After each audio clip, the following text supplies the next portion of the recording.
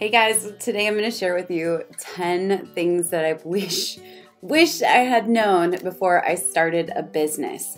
These are 10 lessons that I've learned over the last 6 years that I literally wish I could go back in time and tell the old version, the naive version of myself, that all of these things were pretty much universal rules. And so I know this is going to save some of you guys a lot of heartache and hope and things that you're sitting there waiting for that don't ever happen. So let's dive on in. Number 1, that revenue is not the same thing as profit.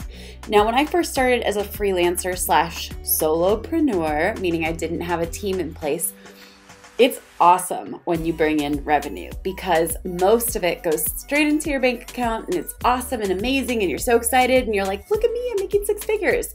And then you start to make multiple 6 figures and then you start hiring a team and you start paying for different things that just add up really fast. And suddenly you realize, oh, revenue is not the same thing as profit. Nor should it be if a company really and truly wants to grow. Now, we've done just about over $4 million now across our businesses in the last few years, and about, give or take, 25% of that has been profit. So we've crossed $1 million in profit, which is really cool, and it's actually pretty awesome for the growth that we've had.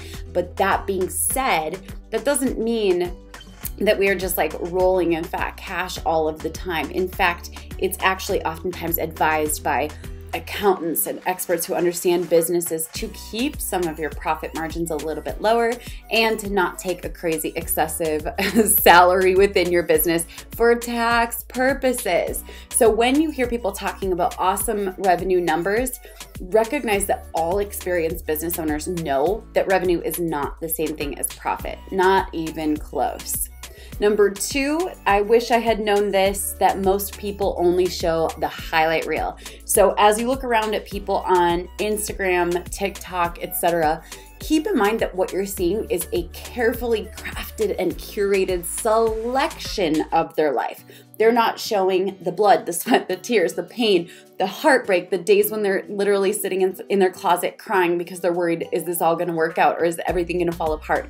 People are only showing you the highlight reel. Now, there are some people who do take people behind the scenes. I try my best to take people behind the scenes on especially my Instagram, so you can see some of the things that are not so glamorous about being a mom of 3 and running several businesses. But that being said, you literally can't compare yourself to someone else's highlight reel on social media because, truth be told, their life doesn't even look like that most days. Which brings me to point number 3, and this is something that not enough people talk about, and that is that it is lonely at the top. As you grow, number 1, you're going to outgrow some friendships. And I don't say that to mean like you ever have to outgrow a friendship, but sometimes you discover like, oh, we're just not vibing anymore. It doesn't work. It doesn't make sense. Maybe you discover that some of the people that you were friends with before have become very like negative, and they've always maybe secretly been, you just didn't really notice it before. So it's okay to sometimes outgrow friendships. Now, that being said, I still have quite a few friendships from 5, 10 years ago. And I think that it's important to recognize some friendships can grow as people grow, and it's really neat, but you will lose friends. And the second reason that it's lonely at the top is because sometimes your friends will actually leave you. Yeah, that's right. People will actually leave you because sometimes success can be really intimidating to other people, and it's okay. It's natural to sometimes outgrow friendships, and that's a weird part of success that I wasn't prepared for. But at the same time, you're opening up new room in your life for people who align with the new version of yourself. So don't expect yourself to get along with the same friends over 50 years when, truth be told, you're going to become many different people across a lifetime, which I think is really neat. Number 4, how boring the grind of consistency is. If you saw my daily commitments every day, it is an insanely long list. And that's because I like to do the things that give value to people everywhere. But truth be told, it is really boring at times just sitting here plugging away, consistently grinding out content. The interesting thing is, like, I always imagined it would be more like a little more Carrie Bradshaw, sitting in like, dear everyone, as I'm crafting social media content. It's not like that at all. Oftentimes it's really boring. And if you ask a lot of successful entrepreneurs, they'll tell you there's a lot of boring time in the grind of consistency towards success. But truth be told, I wouldn't change it for anything. And whenever I start to get like, oh, this is boring, I wish my life was more chaotic, with crazy random things and spontaneity, I think about like the legends that have gone before and how they did things that other people weren't willing to do. Case in point, Kobe Bryant. Rest in peace, when he talks about his commitment to fitness and his commitment to practice and the way that he showed up and the way that reporters speak about how he was there early for being early to do the boring shots over and over and over again, I'm reminded, oh yes, if I want to be someone that is impacting lives beyond my own lifespan, you have to commit to sometimes those boring, repetitive processes, and that's totally okay. That brings me though to the next point, and that is that there isn't really time for hobbies. That's right. I've had to let a lot of my hobbies go to focus on building the business, and truth be told, some people may think that that's unhealthy. I do take most of the time, evenings and always weekends off completely from work to focus on having fun, going to the park. For me, I realized that there wasn't time for as many hobbies because I've got 3 kids and my husband. Anyone else relate to that? By the way, let me know in the comments below if you're a parent and an entrepreneur. Do you relate to this? So for me, because we do have kids and we actively spend time with family, I realized that family and business were pretty much the only things I had time for. So I don't have time for gardening or painting unless the kids want to. So I did let go of the idea of having tons of hobbies. And truth be told, I know that there's going to be an entire lifetime after our kids are 18 years old when I can absolutely pick up some awesome hobbies. But let's talk about the next point, and that is point number 6, I think. Yes, 6. People are gonna be super freaking mean.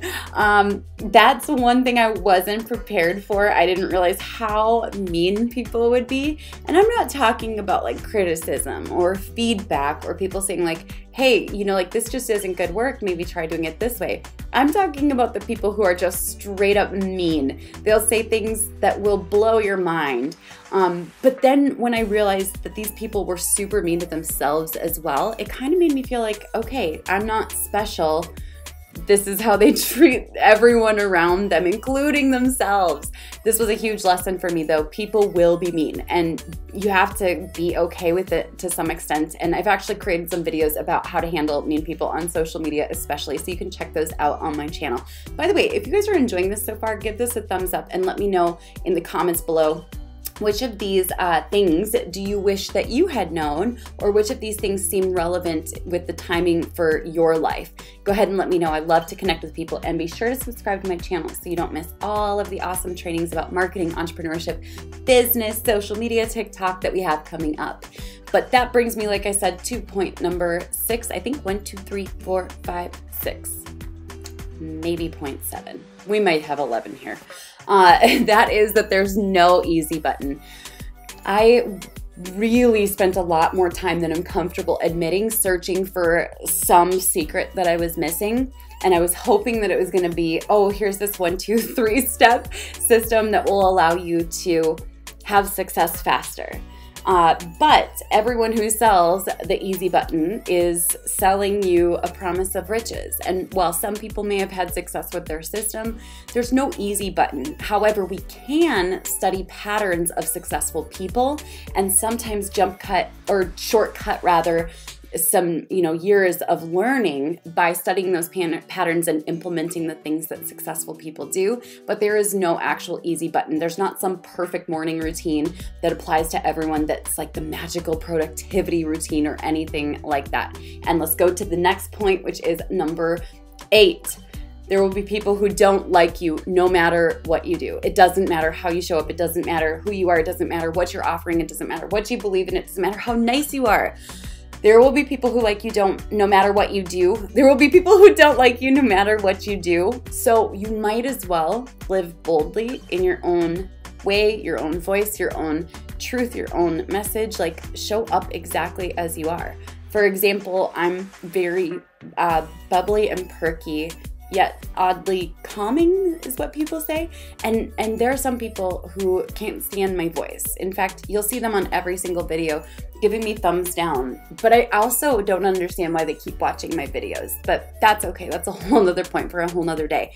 But there are some people who really just don't like me because I'm bright and bubbly and fun, and I like to be silly and positive.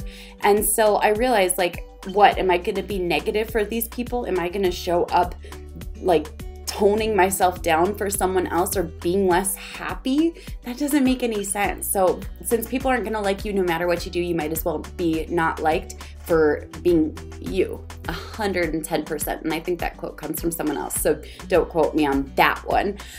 Then we go to point number 9, which is, you can't meditate on a cloud all day and get success. It takes hard work.